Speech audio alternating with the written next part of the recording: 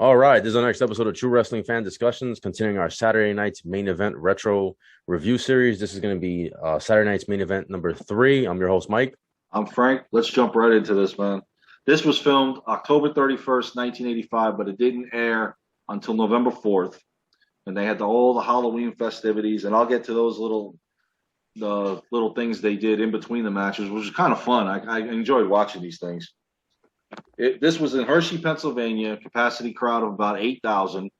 Looked to be about a little bit more, but I mean, it was a small arena. Yeah.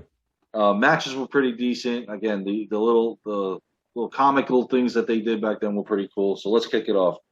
Opening matchup was kind of a rivalry match. It was Junkyard Dog versus Terry Funk. Terry Funk and Jimmy Hart had just come into the WWE, and Funk's first rival was Junkyard Dog on his way to, if you remember, he called out Hulk Hogan. But first he wanted to take care of JYD. Yeah.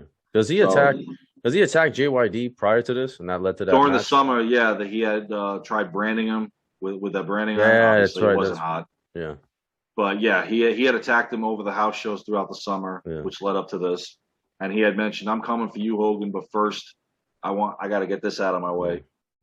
5 minute, 16-second match. Terry Funk beats JYD. Tries to brand him again, but this time it didn't work. JYD fought back. So he got a good pop for that. This was a decent match. You know, I like watching Terry Funk, and no matter what decade he's fighting in. And JYD was always entertaining. Yeah, he was always good, yeah. So this was a pretty good match. Now, following this match, they started a series of bouts. Now, you remember, at this point now, everybody is dressed up in Halloween costumes. You got Batman and Robin. You got the Gladiator. You got Tarzan. I'm not going through who had what. This was a pie eating contest that they started off with. This was Captain Lou Albano and King Kong Bundy.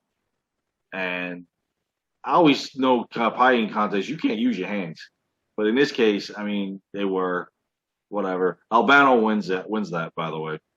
So I thought that was cool. It was funny to see Savage there, and Tarzan and Jane. Yeah. And I just kept looking at Elizabeth. I don't know about you. She was nice looking. Yeah, man, when she first came in. What am I saying? Even through WCW, she was. Yeah, absolutely. So the next thing they did right after that was the Piper's Pit. And he was interviewing Cousin Junior, Uncle Elmer, and Hillbilly Jim. And I thought this was hysterical. Because this was going back to the last Saturday night main event, where Piper stood up and just totally was trashing the wedding. And then he mentions what Ventura said. Yeah, he blames Ventura. Well. He blames Ventura for the whole thing. No problem coming down to the ring. He's like, I got this. Goes down and he goes, "What? I said it. What are you going to do?" And it's funny because at this time, Ventura's a commentator and everything. So he's more of like, he annoys people and stuff. But he gets in the ring. You see how big he is.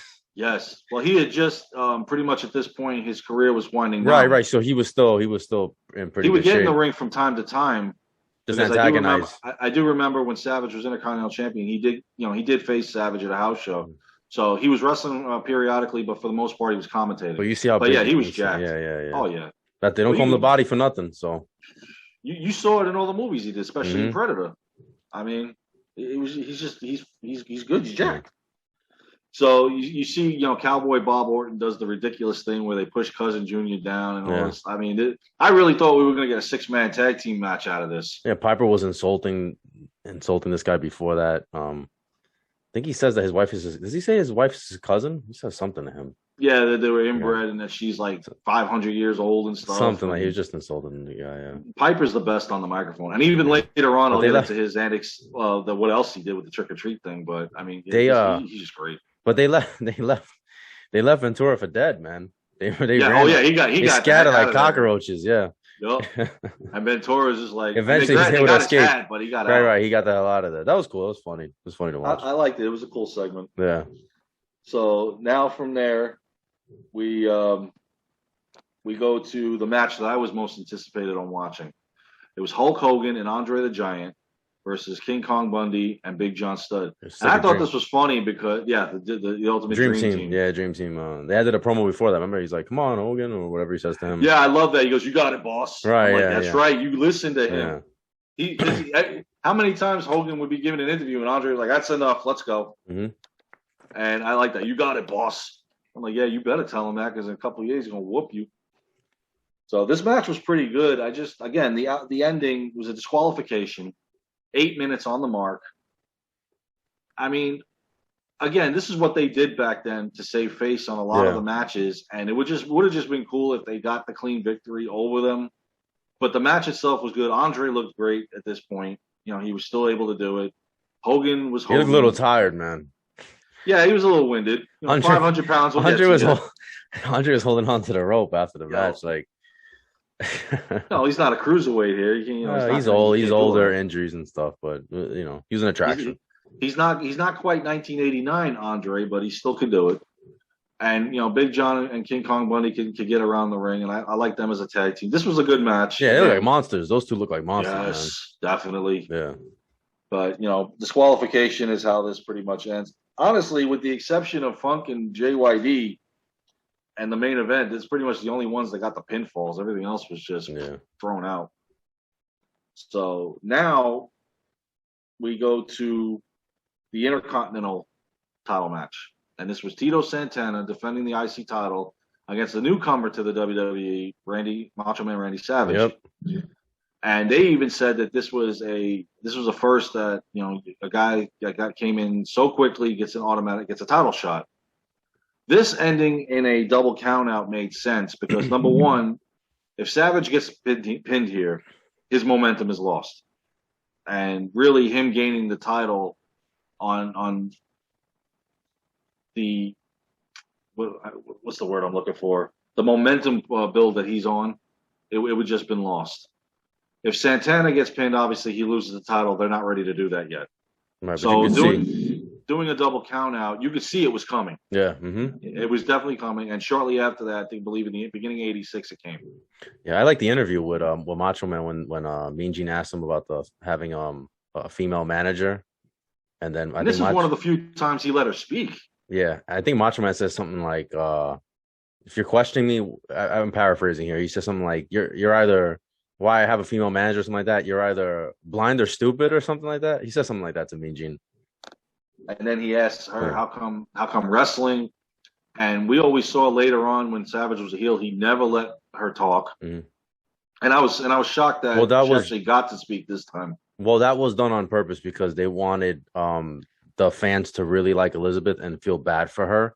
So they wanted Macho Man to treat her poorly. That way she gets over. That was the whole idea. It builds heat on the Macho Man as a heel. You start to hate him because the way that he's treating Elizabeth. Yeah, so they did it on purpose. When we get into the Savage episode down the road, I'll explain why they wanted that to be the gimmick. And you see it later on during one of those little contests that he puts his fist up to her and he's belittling her and stuff. They wanted that him to be a bully towards her. Yeah.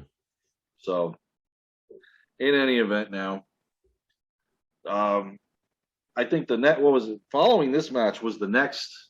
They had the next challenge. It was the pumpkin dunk or whatever. Bobbing for pumpkins, which they were. It was Bobby Heenan versus what was it? Cousin Junior. You can tell he was clearly. I mean, the antics, grabbing him, throwing him in the weasel hat. We had the weasel hat, and they're like, "Oh no!" Yeah, it even says it. He's raccoon hat. Raccoon hat, yeah. And Savage and Elizabeth are helping him put the things in the bag and whatnot. I mean, it was funny. Heenan wins, whatever. It was comical. This is what the stuff they did back then. The other fun thing they did after this was Roddy Piper's trick or treating thing. This was funny. I loved this. He's and Vince McMahon is interviewing him. He's wrapping up the bowling balls, but he goes, "How do you celebrate Halloween in your native Scotland?" And he's like, "Native," and he throwing the stick like he's like, and I'm like, "Oh my god!" He goes, "What are these? Oh, these are giant candy apples. They're bowling balls." And he's wrapping up the bricks as Hershey bars. Oh my god, this was hysterical. But the kids got their revenge on him with the what was it? The chili peppers. Mm-hmm. Oh man, this was comical. Yeah, it was funny. I love this. He's breaking their trick or treat bag, grabbing their candy. He goes, "Ooh, this is a new one. Ooh, this is a new one." Piper's the man. In any event, we go to the main event before the last antic of the Halloween night. This was a Kung Fu challenge, which I don't know, it was more wrestling than Kung Fu. Yeah. I mean, this was Ricky Steamboat versus Mr. Fuji. But they actually just call him Ricky the Dragon in this one. Yeah, they started. This was the one they They call him started. Ricky the Dragon. Fuji. And if this is a Kung Fu challenge, why are we wrestling?